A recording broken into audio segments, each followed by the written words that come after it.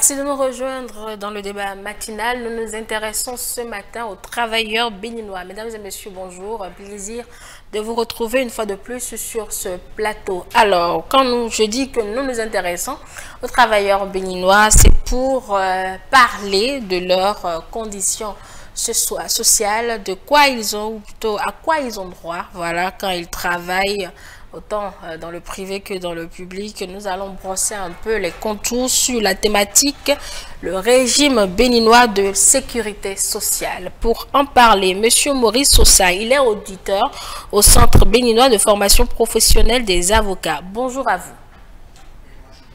Vous allez bien? Ah, moi, je vais toujours bien, par la grâce de Dieu. Vous allez bien aussi? Très bien. Merci d'être là ce matin. C'est un plaisir. Et pour faire les échanges avec nous, Monsieur Razak Adjobo, il est juriste aussi. Bonjour, Monsieur Adjobo, vous êtes de la maison. Vous allez bien? Bonjour, Madame Angèle. Bonjour, chers téléspectateurs et téléspectatrices. Nous sommes là. Il vous a plu de m'appeler Madame aujourd'hui? C'est parce que vous avez appelé Madame. Bon, d'accord. Est-ce que c'est pas bon? Non, bon, Madame Toboula peut-être, encore Madame que. Angèle. Je suis née Toboula, Angèle. Angèle, c'est plus simple, non? Bon, si vous voulez, on peut dire Mademoiselle. Bon. Pour qu'il puisse y avoir des prétendants. Ah ben non. Ça, je ne vais pas le dire sur ce plateau. Allez, on revient à nos problèmes. Enfin, c'est pour dire, on revient à notre sujet. On veut parler du régime béninois de sécurité sociale, ce que prévoit donc évidemment les tests juridiques en la matière. Vous allez faire recours à plusieurs tests. Je vous donne la parole, vous. Quand on parle de régime de sécurité sociale, régime béninois de sécurité sociale, Monsieur Sosa, ça regroupe quoi concrètement, avant qu'on aille au cœur de nos échanges? En fait, lorsqu'on parle de régime de sécurité sociale au Bénin, il faut d'abord comprendre qu'il s'agit des branches qui encadrent la sécurité sociale des travailleurs du secteur privé. Et nous avons par exemple la branche de la prestation familiale qui concerne les prestations familiales et de maternité. Nous avons également la branche la branche de risques professionnels, des risques professionnels qui regroupe les accidents de travail et également les maladies.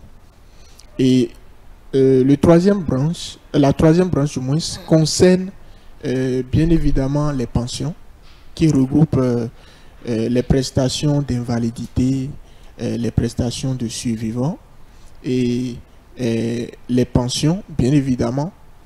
Donc voilà à quoi on peut s'attendre en ce qui concerne la sécurité sociale en trois branches. D'accord. Donc sous ce vocable, c'est exclusivement réservé au privé. En réalité. Exactement, mais il y a la loi qui a prévu que les personnes du secteur public auront alors seront régies, du moins la sécurité en ces thèmes sera régie du moins en ce qui concerne les décrets pris en conseil des ministres pour prévoir d'autres assurances maladie. Et c'est ça qui a donné naissance du moins à des assurances comme l'assurance de renforcement du capital humain qu'on va aborder d'ici là. D'accord. Alors, vous avez parlé des prestations familiales, vous avez parlé des accidents de travail également, des maladies professionnelles, et vous avez fini sur les pensions. Nous allons aller au cas par cas, puisque sur cette thématique, nous voulons donc aborder le cœur de chaque prestation. Alors, quand on aborde les prestations familiales, à quoi le travailleur qui exerce dans le privé a-t-il droit? Lorsqu'on prend la prestation familiale concerne les allocations familiales et la prestation concernant la maternité. D'accord. La maternité, il faut comprendre ici les allocations prénatales. Donc également les prestations en nature relatives à la santé sociale. Donc, lorsque nous prenons la branche de la prestation familiale, il faut s'attendre à ce qu'il y ait la maternité, à ce qu'il y ait également des enfants à charge. Donc, et tout travailleur ou tout conjoint du travailleur peut bénéficier de ce régime-là. D'accord. C'est pour tous les travailleurs. Oui. Ou son conjoint, femme salariée également, bénéficie de ce régime-là. D'accord. Monsieur Adjobo? Oui, lorsque on parle de régime de sécurité sociale pour les travailleurs du Bénin au Bénin, il a déjà dit, il y a 3 grandes branches qu'il a énumérées. Et là, nous sommes ici au niveau des prestations familiales. Oui. Au niveau des prestations familiales, il y a d'abord la maternité. Et il y a d'abord un régime pour la maternité, bien avant de venir au niveau des prestations familiales elles-mêmes. C'est-à-dire pour une femme, les congés de maternité. Les congés de maternité. Et une femme doit avoir droit à la maternité. Avant qu'une femme n'ait droit à la maternité, au congé de maternité, normalement, elle doit normalement justifier d'une cotisation d'au moins 6 mois. D'accord. Lorsqu'elle est salariée. Lorsqu'elle est salariée, elle doit justifier d'au moins d'une cotisation de 6 mois à la CNSS qui représente un mois représente 18 jours. 18 jours de travail couvert ou 120 heures de travail couvert. D'accord. Donc, lorsque une femme qui est salariée et, comment on dit, justifie d'au moins 6 mois de cotisation, elle dispose des congés de maternité qui sont payés à 100%. Et là, c'est 50% par l'employeur, si c'est comme c'est le secteur privé, et 50% par la CNSS. Et au-delà de ces 50%, les congés de maternité sont de 6 mois. Et 6 semaines plutôt. 6 semaines, oui, 6 semaines avant la date prévue pour l'accouchement et 8 semaines après. Ces congés peuvent être prolongés de 4 semaines au maximum lorsqu'il y a complication lors de l'accouchement. Et là, elle est payée pendant cette période à 100% de son salaire, 50% par l'employeur et 50% par la CNSS. Maintenant, lorsqu'on vient au niveau de des allocations, des prestations familiales. Au niveau des prestations... Restons toujours sur cet aspect-là. Sur les congés de maternité, vous avez dit qu'elle est payée à 50% des deux, patron et puis la CNSS. Oui. Comment la CNSS la paie? Parce qu'elle sait qu'elle est payée justement par son entreprise. L'entreprise paye les 100%, mais la CNSS reverse les 50% à l'entreprise. D'accord. Donc, c'est comme ça se passe. Donc, ça, c'est entre l'entreprise, au fait, et la CNSS plus tard. Pour régularisation. On régularise ça là. D'accord. Bon. Maintenant, lorsqu'on vient au niveau des prestations familiales elles-mêmes, elles sont de 3 ordres. Il y a l'allocation, ça fait l'allocation prénatale. Il y a l'allocation familiale elle-même. Et puis, il y a les allocations sanitaires et sociales. Donc, au niveau de l'allocation prénatale, bon, là, c'est la femme. L'allocation prénatale, c'est au niveau... je vais laisser l'allocation prénatale d'abord et aller à l'allocation. Bon, peut-être que M. Sosa reviendra là-dessus. Oui, je vais lui donner la parole tout à l'heure. Oui, vous voulez embrayer sur laquelle? Bon, sinon, l'allocation prénatale, si j'avais voulu laisser, c'est parce qu'en réalité, l'allocation prénatale est insignifiante, quoi. Ah, bon, ça veut rien dire. Ça veut rien dire, parce que ça s'élève à 4 500 francs. Ah, d'accord. Et la femme salariée enceinte ou la conjointe d'un travailleur salarié enceinte doit justifier de 3 examens obligatoires au 3e mois, au 6e mois et au 8e mois. Et pour ces 3 examens dont elle doit justifier, les examens prénataux bien sûr, les examens prénataux bien sûr, pour ces 3 examens-là, l'ensemble de ce qui lui revient, c'est 4 500 francs 4 500. CFA, bien sûr. Ah, donc, ces d'accord. 4 500 francs sont repartis sur les 3 examens à raison de 1000 francs pour l'examen du 3e mois, 2000 francs pour l'examen du 6e mois et 1500 pour l'examen du 8e mois. Et lorsque la femme rate un des examens, elle perd le droit qui correspond à cet examen-là. Ok. Donc, vous voyez, c'est pour cela que je voulais Mais, passer dessus. monsieur, c'est déjà inclus dans le salaire ou bien c'est un plus à donner à la femme enceinte? Non, il faut parler d'abord des cotisations. En fait, c'est dans les cotisations qu'on paye l'allocation prénatale. Dans les cotisations. Dans les cotisations au niveau de la CNSS. Donc, c'est pas un surplus de salaire. Enfin, Non, c'est c'est pas pas un plus à ajouter au salaire. Le salaire est différent des allocations. Parce que les allocations, c'est la CNSS qui C'est la paye. sécurité. C'est la Caisse En fait, nationale de sécurité sociale qui paye les allocations. D'accord, je vais me faire un peu plus clair. Oui. Si je suis une femme enceinte, je gagne 60 000 francs. C'est un exemple, je gagne 60 000 francs. Dans ce mois où j'ai droit à cette allocation, est-ce à dire que je vais prendre 64 500 francs? Non, pas du tout. Vous gardez votre Je salaire. garde mes 60 000 francs. Exact. Tu gardes tes 60 000 francs et après tu retires les 4 500 francs au niveau de la CNSS. À part. À part. Mais au finish, c'est un plus. Oui, bon, hein, c'est bien sûr. Non, je veux qu'on soit clair. Oui, au C'est finish, un c'est un plus, plus. c'est pas un plus. Oui, non, c'est un plus. Bon. C'est plus, comme c'est la sécurité l'allocation. sociale. Bon, D'accord. c'est comme l'allocation familiale Ok. que vous prenez sur les enfants. Vous D'accord. savez, pour l'allocation familiale aussi, et avant de parler d'allocation familiale, Dans il faut votre aussi micro. justifier. Et avant de parler d'allocation familiale, il faut aussi justifier aussi d'un certain nombre de mois d'activité. D'accord. Comme on avait parlé pour l'allocation prénatale, c'est toujours au moins 6 mois que vous exercez dans l'entreprise de façon continue, avant que vous ne puissiez être bénéficiaire d'une allocation familiale. Et pour l'allocation familiale, là, c'est par enfant qu'on vous paye.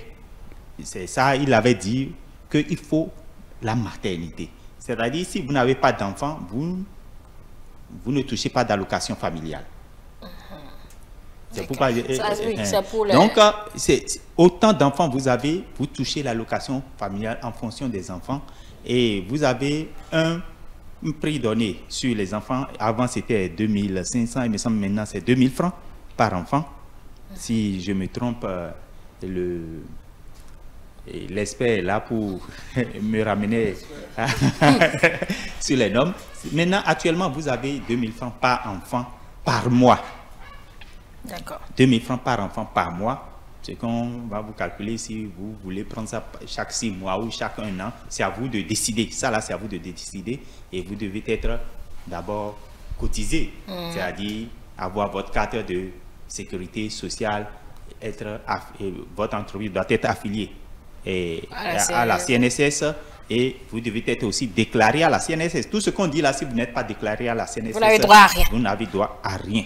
Donc, il faut d'abord être déclaré à la CNSS. Et là, lorsque vous êtes déclaré à la CNSS et vous avez des enfants, si vous avez 2 enfants, ça veut dire que vous êtes à 2000 francs par mois par enfant.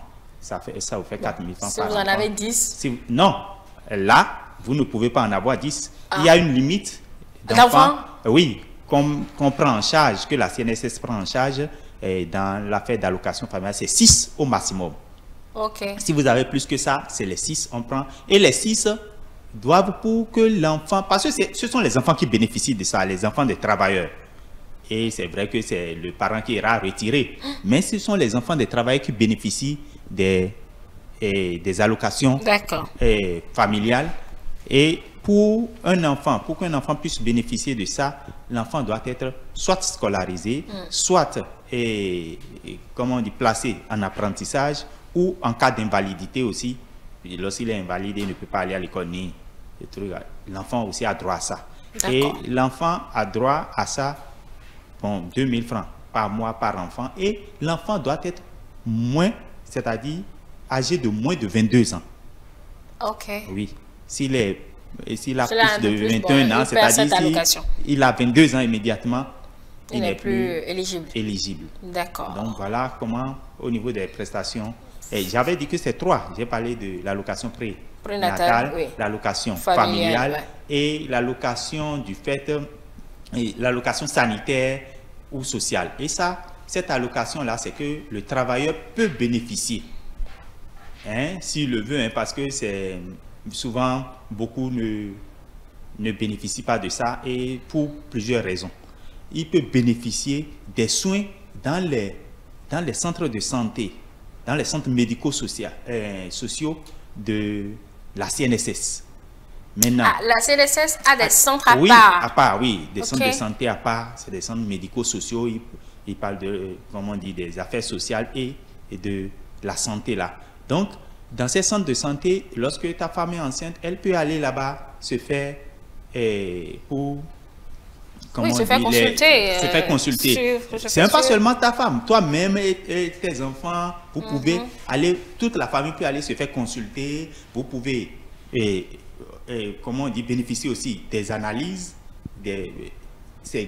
vous le faites et c'est tout à la charge de la CNSS. Oui, des analyses, même des produits pharmaceutiques, on peut vous les donner pour des traitements des soins. Donc, au final, eux, ils prennent en charge et les factures de pharmacie, et les factures d'analyse, et les factures d'hospitalisation. Évidemment. Ok. Donc, entièrement en charge. Entièrement en charge. Quel que soit le mal. Oui, quel que soit le mal. Sérieusement. Oui, quel que soit le mal, bien, vous savez, ce sont des soins de santé qui ne sont pas de haut standing. Donc, il y a des mal qui ne peuvent pas être traités là. Lorsque le mal doit être traité dans d'autres hôpitaux, là, c'est la prise en charge qui intervient. Mais monsieur Sousa, pourquoi beaucoup ne bénéficient pas justement de cette allocation? Est-ce que c'est qu'on n'en entend pas parler? Oui. Ça, c'est monsieur Sousa.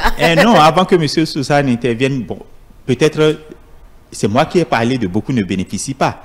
Mais pour des raisons, moi, je dois évoquer d'abord mes raisons. Il ne sait pas dans quelle optique... Oui, vous allez évoquer vos raisons, c'est clair. Moi, c'est une question générale, monsieur Ademo. Vous reviendrez sur vos raisons. Vous avez la parole, monsieur Sousa. En fait, pour enchérir, lorsque nous prenons la troisième branche des prestations familiales, il faut comprendre que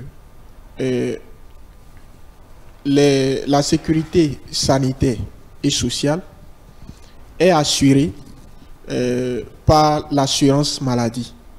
Okay. Dans ce cas, il va falloir s'immatriculer ou s'immatriculer au niveau du centre national de protection de sécurité sociale.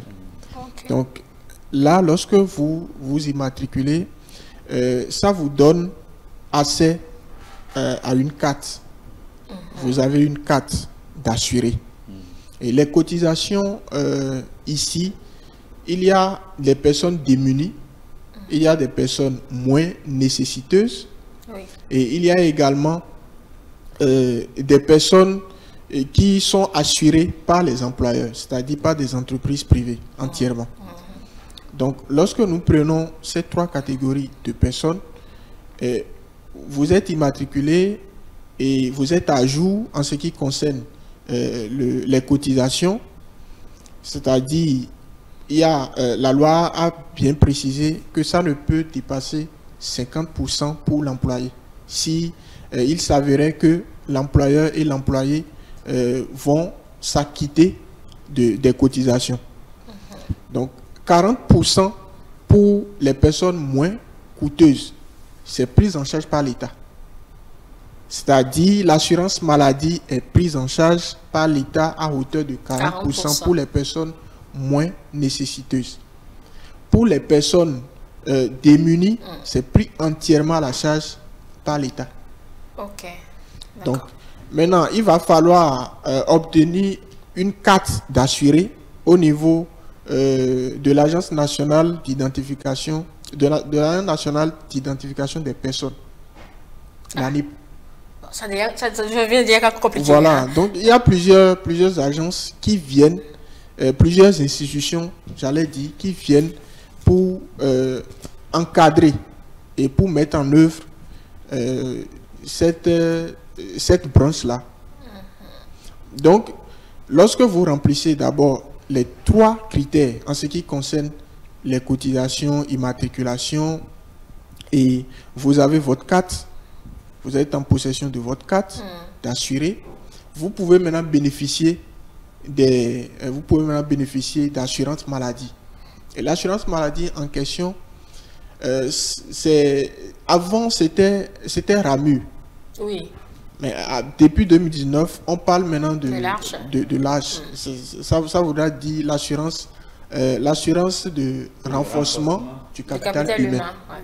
Donc qui est sur sa phase de pilote. Oui, et qui a plusieurs volets. Il faut le préciser. Donc c'est ça, c'est l'assurance maladie en question qui assure cette troisième branche qui concerne la santé sociale. Ok. Donc, et à ce niveau, il y a 22 affections qui sont prises en charge. Okay. Il y a le paludisme, il y a les dialyses, il y a le sida, le diabète. Oui, il y a un panier. Il y a voilà. un panier qui est mis en place. Voilà. La donc, césarienne aussi. Également.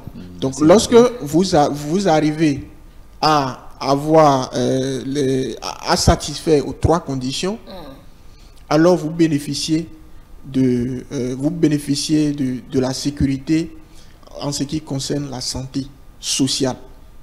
Maintenant, la santé sociale, ce n'est pas dans tous les hôpitaux. Ça concerne les centres de promotion sociale. Les centres de promotion sociale sont dotés d'hôpitaux. Exact. Il y a des hôpitaux à l'intérieur des CPS. Oui. Ah d'accord. Bon, ça a un nouveau nom aujourd'hui, je n'ai pas ça en tête, bon, mais de toutes les façons, c'est là-bas, vous pouvez vous rendre pour bénéficier de ces soins-là.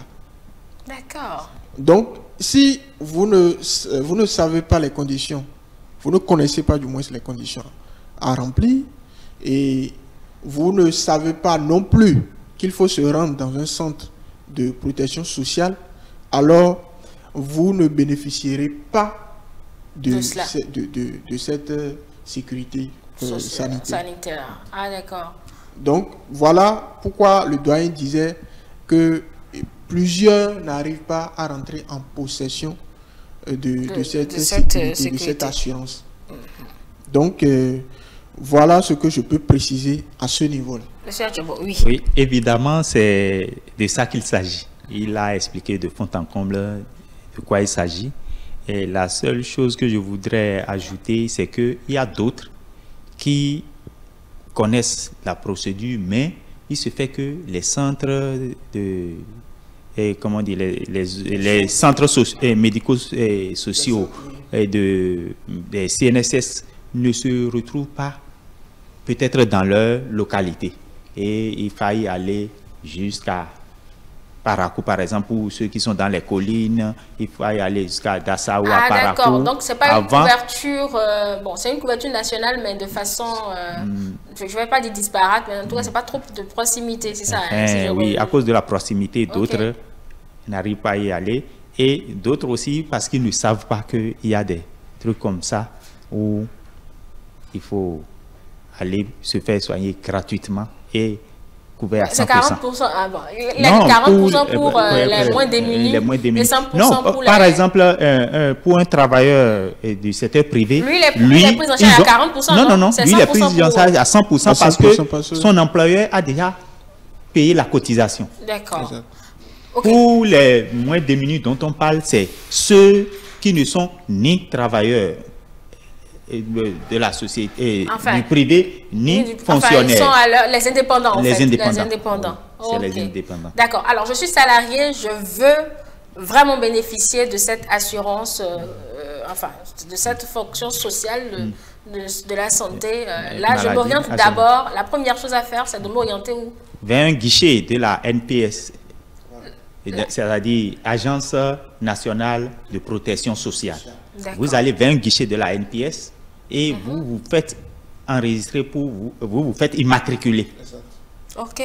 Et au-delà de l'immatriculation, si vous êtes dans le secteur privé, vous cotisez, c'est-à-dire à travers votre employeur. Bon, pour les fonctionnaires d'État, c'est un prélèvement salarial qui se fait sur le salaire en même temps. Donc, et je pense que vous vous faites enregistrer, vous avez l'immatriculation.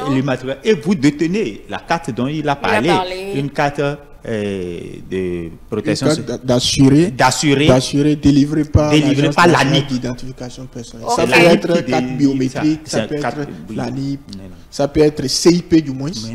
Donc, ça peut aller. D'accord. Donc, une fois que j'ai la carte et que je ne me sens pas bien, je vais à l'hôpital, je brandis la carte, c'est ça, je donne la carte? Exact. Lorsque vous êtes...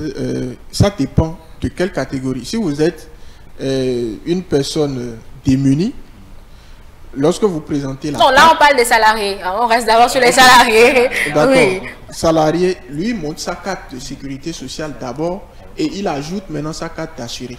Ok. D'accord. Et il est pris en charge? Il est pris en charge. Mais c'est des informations qu'on n'a pas. C'est des informations qu'on n'a pas et qu'il faudrait chercher. Donc, allons tous au guichet pour aller prendre nos cartes. Voilà. Et il faut préciser, vous devez vous rendre au guichet sans s'immatriculer. Le reste, ça passe. Le reste, maintenant, il va falloir identifier un centre de promotion sociale où vous allez vous rendre pour vous faire soigner. D'accord. Donc, j'ai parlé, avec tout l'arsenal dont vous avez parlé, j'ai parlé, je vais à l'hôpital, ben, je reviens sans débourser un seul franc. Oui, ça dépend de vous. C'est vous qui choisissez. Évidemment. Il faut d'abord faire la procédure avant de pouvoir bénéficier de tout cela. D'accord. Allez, nous allons évoluer. Depuis, nous étions sur les prestations familiales. Avant qu'on ne sorte des prestations familiales, on entend dire souvent que les femmes qui viennent nouvellement de démarrer un boulot n'ont pas droit, n'ont pas droit de tomber enceinte. Je ne sais pas pourquoi on l'entend. Est-ce que c'est vrai? D'abord, parce qu'il y a déjà ces allocations, elle a droit à toutes ces mesures sociales dont vous avez parlé. Mais pourquoi on diffuse dans l'opinion qu'une femme qui tombe enceinte, quelques mois après l'entrée en fonction, n'a pas le droit de le faire? Si je peux répondre, bien évidemment, comme le doyen l'a dit tout à l'heure, il y a des conditions pour bénéficier de la prestation concernant l'allocation prénatale. Oui, il a parlé de 6 mois. Oui. Donc, si elle fait ces 6 mois, elle peut donc... Oui, si elle fait ces 6 mois de cotisation, ça peut aller. Okay. La réalité au Bénin, c'est lorsqu'on vous recrute, c'est pas automatique qu'on vous s'immatricule. C'est ça le problème. Alors que la loi a précisé, déjà, lorsqu'on vous recrute, on doit vous faire immatriculer. Donc, lorsqu'on vous recrute, peut-être c'est après 2 ans, vous immatricule. Ouais. Donc, vous n'avez pas encore cotisé. Alors, il faut avoir cotisé moins 6 mois. Pour vous bénéficier de cela. D'accord. Alors, vous avez dit que autant la femme, autant l'homme bénéficie de tout ce dont on a parlé. Exactement. Quand on dit autant l'homme, autant la femme, c'est une manière de ne pas laisser en berne le principe d'égalité.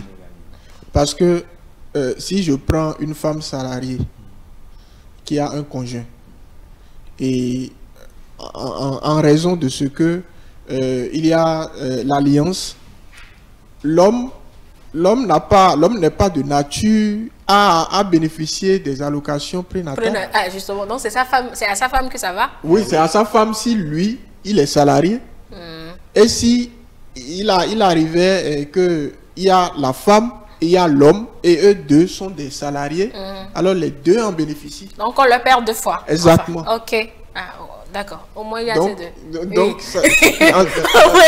Donc, dans ce cas, la CNSS va arbitrer pour voir, voilà, il s'agit de quel conjoint. Il s'agit maintenant de quel salarié. Bon, lorsque ça coïncide, ils ont une manière de faire pour ne pas que qu'on vous paye doublement. Eux ne vont pas savoir si je suis le conjoint de M. Adjobo. Non, ils sauront pas. À moins qu'on soit mariés légalement. Oui, vous êtes mariés légalement. C'est pourquoi on dit la femme salariée ou son conjoint. On a dit la femme salariée ou le conjoint du travailleur. Donc, ça dit déjà clairement que lorsqu'il s'agit d'une femme salariée, elle est salariée, elle bénéficie déjà. Ça passe. Lorsqu'il s'agit maintenant d'un travailleur, son conjoint en bénéficie. D'accord. Ok, d'accord. Maintenant, bon, les congés de maternité aussi, les hommes, ils ont 3 jours. C'est 3 jours, non, c'est 3 jours, non, c'est un truc du genre. Congé de paternité. Les congés de Est-ce que maternité vous avez ou parlé pour la paternité. femme? Ah, pardon, congé de paternité, j'allais dire. Congé de paternité, bon, moi peut-être ça m'échappe, je n'en ai pas encore entendu parler, mais je sais qu'il y a congé de maternité.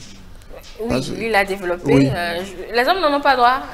Bon, Je n'ai pas encore lu ça quelque part en tout cas. Bon, peut-être c'est les gens qui... Peut-être la doctrine. La doctrine, sinon, franchement, même je n'en ai pas... Allez, on va aborder maintenant le deuxième aspect, toujours des branches, ou si vous préférez des composantes donc, de ce régime, les accidents de travail et les maladies professionnelles. Je débat avec vous, monsieur, sur ça. Comment c'est organisé? Oui, au fait, lorsque nous prenons le risque professionnel, c'est la branche du risque professionnel. D'accord. Bon, donc la branche des risques professionnels, en fait, la loi, je veux parler du Code de sécurité sociale. L'article 55 a défini d'abord ce que c'est que l'accident de travail. Donc, que l'accident de travail, c'est un accident survenu, quoi qu'en soit la cause, tu fais ou à l'occasion, tu travailles. Ok. Donc, et lorsqu'on voit cette définition, elle n'est pas limitée là. Et on constate également que l'accident de travail est l'accident survenu au travailleur lors du trajet de sa résidence pour le travail et vice-versa, à moins que le trajet ne soit détourné ou interrompu pour des causes personnelles. Donc, également, on peut définir l'accident du travail comme étant l'accident de travail, l'accident intervenu du moins, au travailleur qui, lors de son parcours au niveau des repas habituels, au niveau des repas habituels en quittant le service pour le lieu où il prend ses repas habituels. À moins que ça ne soit interrompu ou détourné pour des causes personnelles. Et ça doit être forcément aux heures de travail. Aux heures de travail. Et la pause réglementaire. Évidemment. Donc, l'accident de travail, voilà les 3 catégories, les 3 cas. Les 3 cas, je vais même ajouter le voyage. Le voyage, vous voyagez et le voyage en question est à la charge de l'employeur. Vous faites un accident, c'est un accident de travail. D'accord. Donc, lorsque vous remplissez, l'accident en question remplit ces conditions-là, alors il faut une déclaration dans les 24 heures, sauf cas de force majeure. Déclaration où? Déclaration à l'employeur, pas l'employé, dans un délai de 24 heures, sauf cas de force majeure ou sauf impossibilité. Bon, parce que l'employé a fait un accident grave et il n'arrivait pas à déclarer cela, voilà, donc, dans les délais. C'est pourquoi la loi a prévu, sauf cas de force majeure ou sauf incapacité, sauf impossibilité du moins. Donc, vous déclarez et l'employeur maintenant déclare à la caisse de sécurité sociale pendant 48 heures après être informé, à compter de l'information qu'il a reçue de l'employé. Donc, ce n'est qu'après ces différentes déclarations que l'employé bénéficie maintenant des prestations en espèces ou en nature. Et lorsque nous prenons les prestations en espèces, on veut simplement parler du cas où l'employé en question, on l'a, comment dire, les frais, les frais afférents à la prise en charge, c'est en espèces. Maintenant, en nature, le déplacement, par exemple, le déplacement de l'employé pour le lieu où il doit se faire soigner. Ok. Donc, lorsqu'il y a cette déclaration, l'employé bénéficie des offres et la caisse de sécurité alors assure ces offres-là. Maintenant, en ce qui concerne les maladies professionnelles, Non, on va s'arrêter un instant. On reste toujours sur l'accident parce qu'aujourd'hui, on veut faire de la pédagogie, permettre aux salariés de comprendre ce à quoi ils ont droit. tout à fait. Parce que on voit dans les contrats ce à quoi on a droit, mais finalement, ben, on ne fait pas toujours la procédure.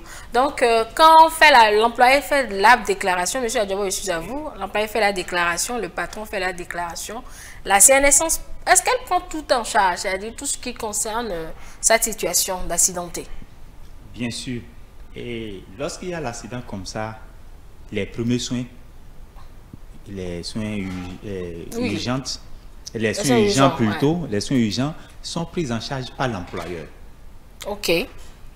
Mais dans l'urgence. Dans l'urgence. Mais du moment où la CNSS est avertie, c'est la CNSS qui prend tout en charge jusqu'à ce que le préjudice médical soit rétabli. Ok. C'est-à-dire tous les soins nécessaires à la réparation du préjudice médical, c'est la CNSS qui prend ça en charge. Mais les premiers soins que le patron avait payés, il se fait rembourser par la CNSS?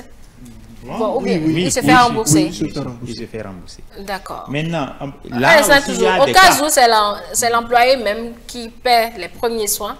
Et on le rembourse. On le rembourse, oui. Ça, c'est plus facile. D'accord. Bon, et là, il y a des cas, lorsqu'on fait d'accident, il y a les cas d'incapacité qui peuvent subvenir. Lorsque l'incapacité est permanente ou bien est temporaire d'abord, le salarié a droit aux 2/3 du montant de son salaire journalier dès le jour suivant l'accident, l'arrêt du travail consécutif à l'accident, quoi. Attendez, je vais monnayer votre français. Ça veut dire que l'accident est survenu peut-être un jeudi. Un jeudi. Et il le déclare déjà le vendredi au plus tard. Les procédures sont faites. Ça veut dire qu'il est payé son salaire à partir du vendredi. À partir au tiers, vous avez dit? Aux 2/3. En réalité, aux 2/3 dont on parle, c'est la CNSS qui verse les 2/3. Mais l'employeur s'assure de verser la totalité du salaire du salarié. Là, je suis perdu. Hein. Je suis complètement perdu. Bon, je vais monnayer ça. Les 2/3, c'est la CNSS. Oui, d'accord. Qui verse les 2/3. Oui. En termes d'allocation, évidemment. Oui, bon, est-ce qu'en termes d'allocation, le salaire, puisque le salaire, c'est l'employé qui l'accident, il fait l'accident, c'est qu'il ne peut pas venir au boulot. Oui. Donc, lorsqu'il ne vient pas au boulot, et s'il était payé journalièrement, ça veut dire que les jours où il n'est pas venu au boulot, on ne le paie pas, l'employeur ne le paie pas normalement. Mais comme c'est un accident de travail, il sera payé normalement. Oui. Jusqu'à 12, ça fait 12 mois. 12 mois ou plus. C'est-à-dire il peut avoir une incapacité. Il a une incapacité qui est temporaire. C'est-à-dire qu'il empêche de venir au boulot. Mais on continue de le payer sur 12 mois. C'est-à-dire pendant un an. Oui. Mais sur ce qu'on doit lui payer, la CNSS paye les 2/3. Ok, d'accord. Vous comprenez? Oui, ça c'est clair. La CNSS verse le 2/3 à l'employeur. Et l'employeur paie le reste, au fait. Ok, donc c'est pour dire que c'est les deux qui gèrent. La CNSS, c'est l'employeur toujours. D'accord. Ça, c'est par rapport à l'incapacité temporaire. Et on ne parle pas, au départ, on avait parlé d'accident, des soins. Oui. Les soins, c'est la CNSS qui gère totalement. Mais en cas où les soins, ils finissent les soins et il écope d'une incapacité temporaire, son salaire lui est payé au moins pendant 12 mois. D'accord. Le temps qu'il reprenne. Bon, si après 12 mois, il ne reprend pas, on lui verse maintenant une rente. Ok. Et une rente qui, bon, c'est c'est l'employeur qui décide de la rente. Bon, certainement, la rente aussi, c'est la CNSS participe à cela. Donc, et ils vont voir dans quelle mesure lui payer la rente. Et cette rente-là, c'est à vie? Parce qu'il ne reprend plus le travail. Bon, ça veut dire que ce n'est plus une incapacité temporaire. C'est devenu une incapacité permanente. Et l'incapacité permanente peut être totale ou partielle. D'accord. Bon, quand on va entrer dans ces détails-là, on risque de complètement sombrer. On note que quand un accident de travail intervient, eh bien, l'employé a droit à son salaire et les soins sont pris en charge par la CNSS. Oui. Maintenant, si s'il écope d'une incapacité temporaire, eh bien, son salaire lui est payé jusqu'à un certain, enfin, sur un an. Sur un an. Après, on parle de la rente partielle ou bien, etc. D'accord. C'est déjà bien qu'on note plus tout cela. Maintenant, on va parler, Monsieur Sosa, c'est à vous, des maladies professionnelles. À moins que vous ayez quelque chose à rajouter sur le dernier aspect qu'on a abordé. Non, pas spécifiquement, mais je dirais juste que lorsqu'on rentre dans les rentes, d'abord, par définition, rente, c'est payé périodiquement pendant un moment donné. Donc, comme l'a dit le doyen, la CNSS participe et également l'employeur participe. D'accord. Les maladies professionnelles. Oui, lorsqu'on rentre dans la branche des maladies professionnelles, il faut noter qu'il s'agit des maladies survenues dans le cadre du travail. Donc, dans le cadre du travail, quand il dit dans le cadre du travail, il y a des maladies liées à des secteurs donnés de travail. Donc, c'est pas affaire de palu. Non, je veux que tu comprennes. C'est pas affaire de palu. Palu n'est pas une maladie professionnelle. Bon, palu survenu dans quel cadre? C'est une maladie survenue dans quel cadre? Dans le cadre du travail. Ok. D'accord. C'est une maladie professionnelle. Donc, on ne veut pas forcément lier ça à une technique donnée pour dire, voilà, c'est une maladie professionnelle. Maintenant, lorsque nous prenons la maladie, lorsque nous prenons la branche des maladies professionnelles, en fait, il y a des conditions comme à l'entame, et lorsque nous rentrons dans ces conditions-là, il faut avoir cotisé. Il faut avoir cotisé pendant un moment donné. Et également, on va parler, dans ce cas-là, on aborde tout simplement le fait que les maladies en question empêchent l'employé de travailler, de venir au service. Okay. Et là, la CNSS assure, en tenant compte également de la cotisation en ce qui concerne l'employeur. Il faut cotiser pendant un moment donné et pour être pris en charge en ce qui concerne la maladie professionnelle, comme les accidents. Donc, il va falloir prouver qu'on est malade et un certificat médical pour prouver un certificat médical délivré par un médecin. Donc, pour prouver qu'on est malade, et c'est en ce moment-là maintenant que la Caisse de sécurité sociale est informée de la maladie.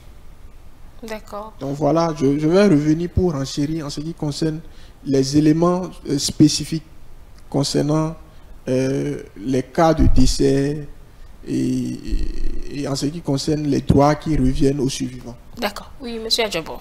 Oui, et comme il a si bien dit, la maladie, au niveau de la maladie professionnelle, c'est bien comme pour les cas d'accident, il faut justifier d'un certain nombre de cotisations. Et ça aussi, c'est pris en charge par l'ARCH, c'est-à-dire l'assurance pour le renforcement du capital humain, et qui a été dans sa phase active avec l'installation de l'ANPS, l'Agence nationale de protection sociale, et depuis août 2019. Donc, ça revient presque totalement comme au cas de maladie dont on avait parlé. Lorsque vous êtes malade, oui, au cas d'accident plutôt, au cas d'accident. Là aussi, la maladie professionnelle vous met dans une incapacité. Oui, temporaire. Temporaire.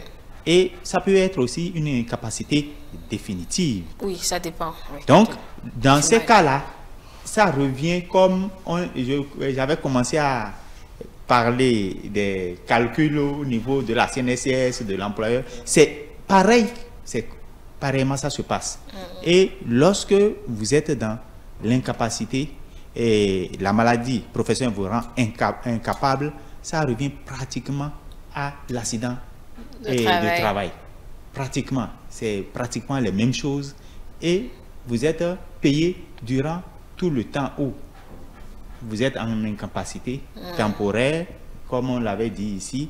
Et si ça dépasse le délai de 12 mois, on vous donne une rente et le collègue vient d'expliquer un peu ce que c'est que la rente.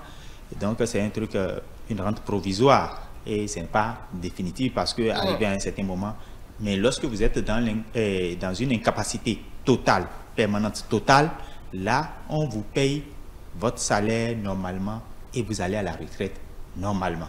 On peut peut-être anticiper votre retraite, ça dépend des clauses de votre contrat. Donc, et lorsque c'est cas de décès, je suis sûr, et le collègue va revenir dessus, les survivants ont droit à quelque chose, surtout par rapport au conjoint ou à la conjointe, il a 30% de votre salaire. D'accord. Et on peut parler des enfants aussi.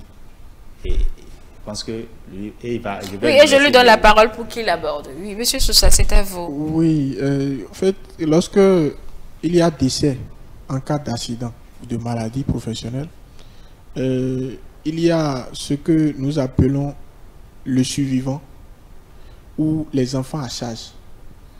Et le survivant, c'est l'époux ou l'épouse, c'est le conjoint qui est légalement marié. Il y a le mariage qui a été contracté, même antérieurement, postérieurement du moins à l'accident. Postérieurement à l'accident. Ouais. Donc, en ce moment-là, le survivant bénéficie d'allocation du survivant. Ok. Et ça, comme l'a dit le collègue, 30%, mais lorsqu'on vient au niveau des enfants à charge, la loi a défini les enfants à charge comme étant les enfants qui ont 0 à 21 ans, qui ont entre 0 à 21 ans, et qui étaient à la charge de la personne décédée, de la victime, pendant l'accident ou pendant la maladie professionnelle. Ok. Lorsqu'il s'agit d'un seul enfant, ça fait 15%. D'accord. Lorsqu'il s'agit... Plus les 30 déjà. Oui, plus les 30. Ok. S'il y a le conjoint et l'enfant. L'enfant, ok, d'accord. Donc, lorsqu'il s'agit de 2 enfants, ça revient à 10% pour chacun. Et lorsqu'il s'agit d'un seul enfant, je dis de 3 enfants, ça revient à 10% pour chacun des 3. D'accord. Donc, ça fait 30%. Oui. Pour les 3. D'accord. Donc, dans ce cas du moins, le paiement, le versement est effectué comme des rentes et du survivant et également au niveau des enfants à charge. Lorsque l'âge maximal est atteint, c'est fini pour les enfants à charge. Mais le survivant, la veuve du survivant ou le veuf du survivant peut continuer à percevoir. Il y a aussi les ascendants à charge aussi. Oui, les ascendants à charge, exactement. C'est quoi vous appelez ascendant? C'est pas les enfants à charge? Non, et celui qui est décédé, et le travailleur décédé, il a peut-être son papa qui est à sa charge. Ok. Lui aussi, il a 10%. S'il a aussi sa maman qui est à sa charge avant de mourir, la maman aussi à 10%. Mais je suis certaine que c'est calculé jusqu'à couvrir tout le salaire. Non, ou bien ça dépasse parfois le salaire. Non, ça ne dépasse pas. Parce que pour les enfants, il me semble qu'il s'arrête à 3. Au-delà de 3 enfants. Et il ne donne plus. Il donne pour les 3 premiers enfants seulement.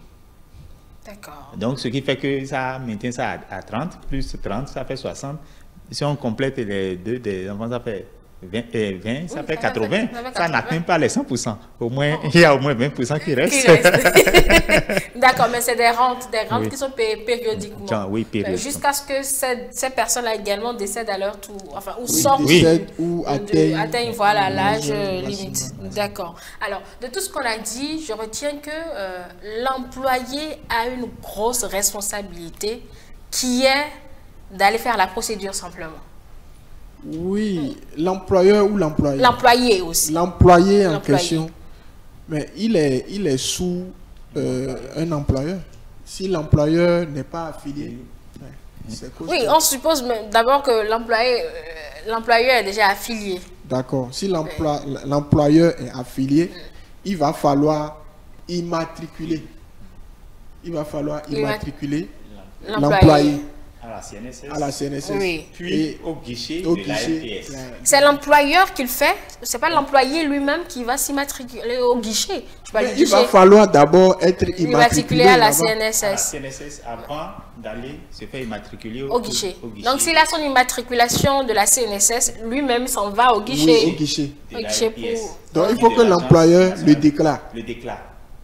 Oui, Tant qu'il n'est forcément. pas déclaré, Oui, on l'a dit au début, tant qu'il n'est pas déclaré, il n'a ne peut droit à pas, rien. il n'a droit à rien. Évidemment. Donc, lorsqu'il est déclaré, il va avec sa carte CNSS et puis, comment on dit, une carte biométrique ou la carte CIP Exact. et pour aller s'immatriculer à un guichet de la NPS, c'est-à-dire l'Agence nationale De pour la protection. de protection sociale. Social. Mhm. Et le guichet le plus proche de Cotonou, c'est où? Oui, parce que là, on veut donner les indices possibles pour que chacun soit devant ses responsabilités pour qu'on ne dise plus il n'y a rien en matière de social. Bon, en termes d'indication, en fait, tout est informatisé. Oui, de nos jours, Tout oui. est informatisé. Donc, lorsque vous tapez ANPS, NPS. ça vous dirige directement à votre proximité. Ok. S'il y en a plusieurs dans la zone, ça vous envoie directement là où ça se trouve. Vous vous dirigez pour vous rendre. Parce Donc- que lorsque vous tapez ça sur votre truc là, on vous demande votre localisation. localisation. Vous mettez la localisation, on vous indique là où vous devez aller pour ne pas Voilà, ok, d'accord. faire trop de frais de déplacement. Absolument, absolument. Et je pense que c'est une démarche à mener afin de pouvoir bénéficier de tout ça. Ça ne sert à rien. Il y a des gens qui sont affiliés à la CNSS, qui ont l'immatriculation, qui ne bénéficient de rien. Dépenses de... Parce qu'il faut avoir l'information. Il faut avoir l'information et après l'information, maintenant, il faut faire la procédure qu'il faut pour rentrer maintenant en possession. Oui, Donc, c'est un droit qui est là, mais c'est pas un droit acquis. vas-y, c'est un droit acquis. Non, c'est Mais pas- on l'acquiert en allant le quérir. C'est un droit acquis, mais on l'acquiert en allant le quérir, absolument. Allez, on va finir. Acquérable. Évidemment. Et non portable. Évidemment. Si on veut parler en termes des économistes. Oui, oui. Est-ce que ces conditions sont forcément les mêmes pour les fonctionnaires? Pas évident, hein? Non, c'est pourquoi je disais le Code de sécurité sociale, notamment la loi 98-19 du 21 mars 2003, l'a précisé que dans son champ d'application, que ça concerne les travailleurs du secteur privé. Privé. Mais n'est que néanmoins qu'il sera question des décrets pris en Conseil des ministres pour encadrer. Et depuis 2003 jusqu'à aujourd'hui, il y a des lois. Et la fonction publique, comme l'a précisé l'assurance maladie, de renforcement du capital humain, Oui. en fait, c'est une procédure qui permet aux fonctionnaires d'en bénéficier et ils sont prélevés directement. Ils sont prélevés directement et là, ils n'ont même pas de problème. Chez eux, on ne parle pas trop de... Là, il faut que l'employeur aille déclarer. Non, lorsque tu rentres en fonction, il y a, même sur la fiche de paie, tout est mentionné, même les charges familiales. La prestation familiale est mentionnée, tu verras. Et ils payent tout ça en fonction des enfants que vous avez. Ah, oui. Donc, la fonction publique est organisée par d'autres tests. Bien sûr. qui diffère du Code de sécurité sociale. Oui. D'accord, je devais poser la question. Absolument. Oui, pour la fonction publique, c'est le Fonds national comment on dit des retraités? Oui, des retraités. Le Fonds national des retraités du Bénin, la FNRB. C'est lui qui s'occupe de ça. C'est le Fonds national des retraités. Oui. Collaboration du ministère du Travail. Absolument. De l'économie. Oui, bon, vous avez constaté, mesdames et messieurs, qu'on n'a pas parlé des pensions, puisqu'on en avait déjà parlé précédemment sur notre plateau. Il y a aussi un volet dont on n'a pas parlé, le volet de licenciement du travailleur. On en reviendra pas. Oui, parce que là, on a que 5 minutes pour sortir de ce studio. Ça va prendre certainement un peu plus de temps que de parler de licenciement. Là, j'ai le temps juste de vous donner la parole pour qu'on puisse conclure et rendre l'antenne. Monsieur Adjoba, je commence par vous. Oui, et la sécurité sociale du travailleur béninois est bien encadrée et par les lois du Code du travail. Et nous venons de voir ici qu'ils ont droit à l'assurance maladie et ils ont droit à, comment on dit, à la maternité, au congé de maternité qui sont payés. Et ils ont aussi droit aux allocations familiales, c'est-à-dire aux prestations familiales. Lorsqu'il y a accident de travail ou maladie professionnelle, ils sont couverts aussi et on en a parlé de long en large ici. Oui. Et je pense qu'il faille que nos téléspectateurs, surtout les travailleurs, aillent s'inspirer un peu du Code du travail pour savoir leurs droits. Et lorsqu'on parle de droits, et aussi leurs devoirs. Oui. Il faut parler de devoirs, leurs droits en matière de sécurité sociale pour ne pas être lésés. Et voilà, pour ne pas être lésés. Comme le dit, l'information c'est le pouvoir. Oui, monsieur Sousa. Oui, donc moi je vais conclure tout juste en disant que la sécurité sociale au Bénin a été réglementée par le Code de sécurité sociale et le Code du travail. Et je lance un appel aux employeurs, parce que ça commence par là, d'aller déclarer les employés. Et il ne s'agit pas seulement d'être travailleur, parce que la loi l'a dit, même le stagiaire peut bénéficier tout au moins des risques professionnels. C'est-à-dire la branche des risques professionnels.